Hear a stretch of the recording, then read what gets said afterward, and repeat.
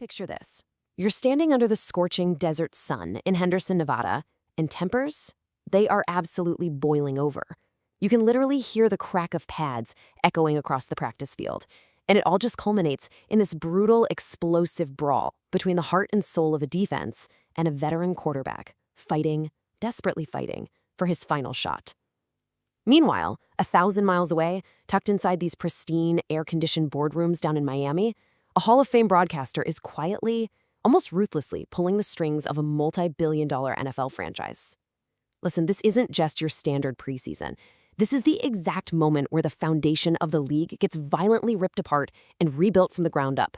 The decisions being made right now, down in the dirt of the trenches and behind those closed corporate doors, they're cementing the destinies of entirely different franchises. The stakes have literally never been higher as we gear up for the 2026 campaign. So let's dive straight into this. If you're tuning in, you know we're here to give you the ultimate explainer on the deep, complex undercurrents defining the National Football League. Now, you know, August in the NFL, it's kind of deceptive, right? Casual fans, they look at the scoreboard of these exhibition games and think they know what's up. But us diehards, we know the real truth. The preseason is rarely about the final score. It's a high-stakes arena for establishing absolute dominance. It's about a head coach pushing his roster right to the breaking point under extreme duress. And, as we're going to see today, it's about front office executives leveraging unprecedented influence to navigate some really complex financial nightmares. Today, we're unpacking two massively different, yet equally critical power struggles that are actively shaping the 2026 NFL hierarchy. We're taking you from a volatile, high-wire quarterback battle in Las Vegas directly into a groundbreaking and, honestly, pretty controversial media management crossover in Miami.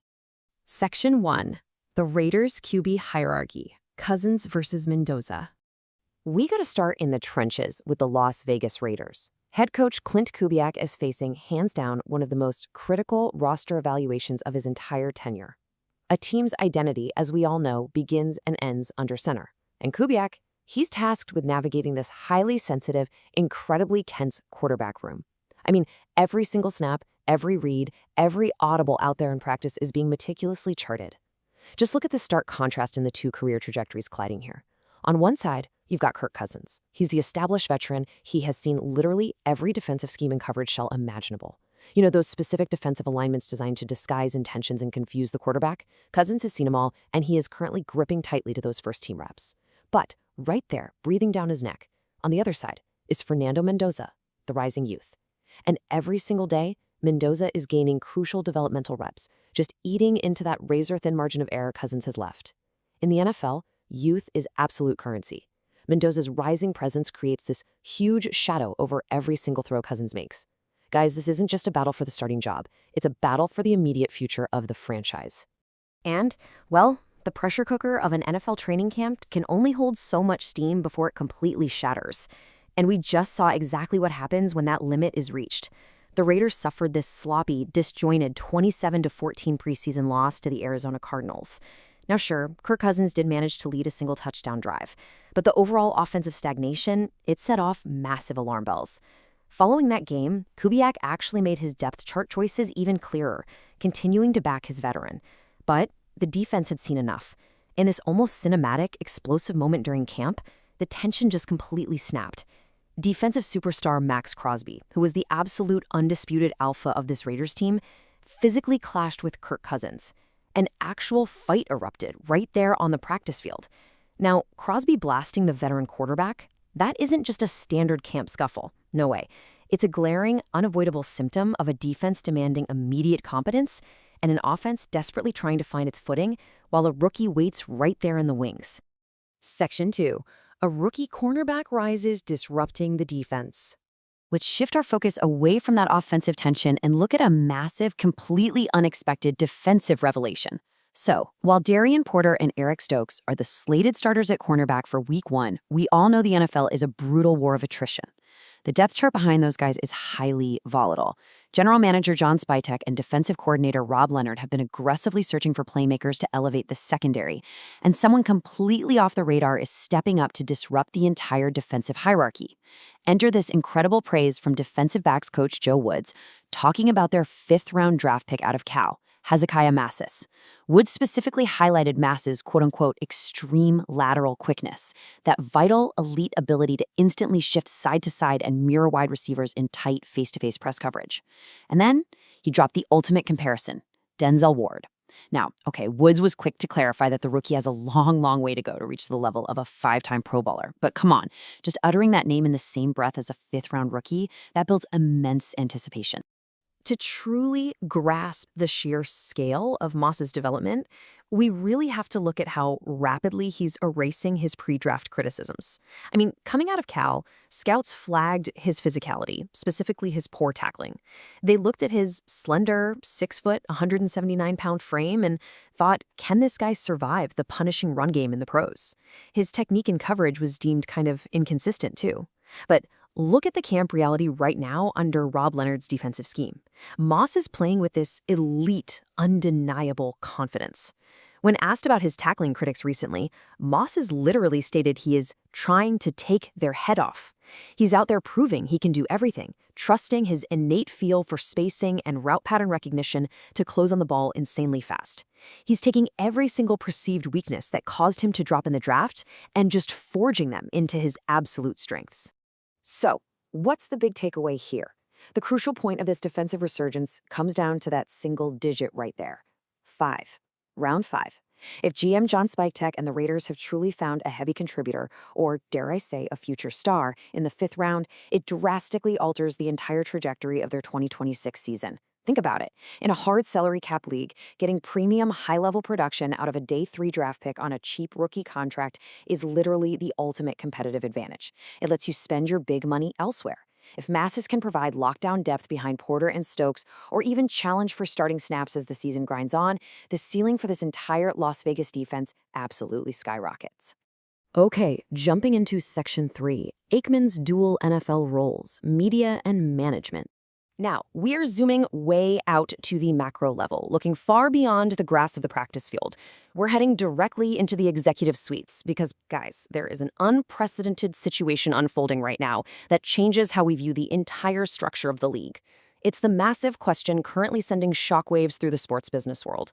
Can a lead broadcaster also run an NFL front office? We're looking at the extraordinary dual life of Hall of Fame quarterback Troy Aikman.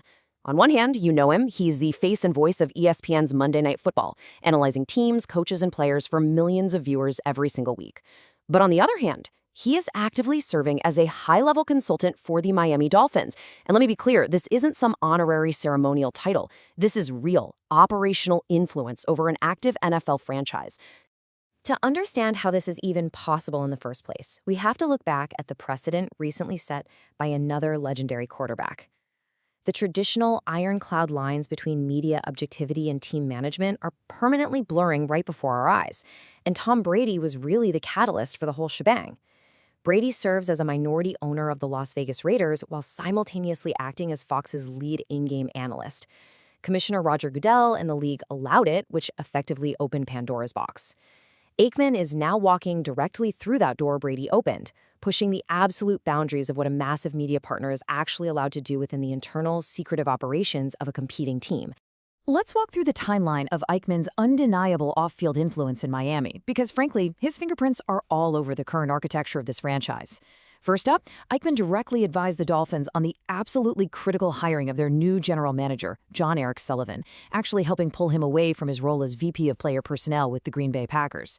Second, Aikman has been heavily linked to the subsequent decision to bring in Jeff Hafley as the new head coach. And third, Aikman is right down there in the financial trenches with them, helping the organization navigate what's being explicitly described as absolute cap hell. You know, a severe salary cap deficit that basically paralyzes a team's ability to sign, trade for, or retain premium talent. He isn't just observing from the broadcast booth up top. He is actively architecting the very foundation of the team from the inside out. And yet, despite all this involvement, Aikman is pulling absolutely no punches about the reality of his own team's dire situation. During a recent appearance on the Dallas Dialogue with Dale program, Aikman dropped this incredibly harsh truth. He openly admitted that the Dolphins are not expected to be very good this year, specifically because of that aforementioned cap hell.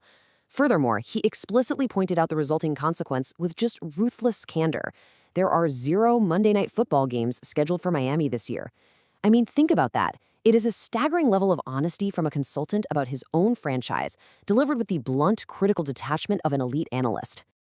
Now, naturally, this entire arrangement brings up some major conflict of interest concerns, which Aikman is honestly navigating head-on. First off, we gotta note this is entirely sanctioned. Aikman consulted directly with NFL Commissioner Roger Goodell, who explicitly approved the dual role. Second, there is a serious ticking clock hanging over this entire situation. Aikman's massive ESPN contract is reportedly up after this 2026 season, which adds immense pressure to his ultimate career decision. Third, he has promised total viewer transparency regarding his relationships when he's calling games. And finally, despite his deep structural involvement down in Miami, he's stated he simply enjoys the thrill of broadcasting too much to step away and take a full-time titled role in a front office just yet. Actually, scratch that. It's more like he wants the best of both worlds while he still can. Aikman's defense of this arrangement adds a deeply fascinating layer of sports business intrigue to the whole thing. He stated, "I think as long as you're upfront with the viewer and let them know the deal, then they can take away from that whether or not you're biased." It's kind of a brilliant pivot, right? He is entirely putting the onus on the audience. He readily acknowledges the inherent conflict of having deep relationships in the business of football, but his philosophy is that radical transparency neutralizes the conflict itself. He's basically letting you, the fan, sitting at home on your couch, decide if his analysis is compromised by his dual loyalties. So, as we look at the visceral, desperate brawls in the Las Vegas dirt and contrast them with the unprecedented calculated boardroom maneuvers in Miami, we are left with a massive forward-looking question. How will this power dynamic shape the future of NFL broadcasting and team building? Think about it. If fifth-round draft kicks can instantly shift the balance of a defense, and if the very voices calling the games on primetime television are the exact same ones hiring the general manager, the architecture of the NFL is fundamentally shifting right beneath our feet. The historic barrier between the broadcast booth and the front office might be gone forever, and the consequences for how this league operates, we're only just beginning to see them. We are going to continue tracking every single angle of these seismic shifts all season long.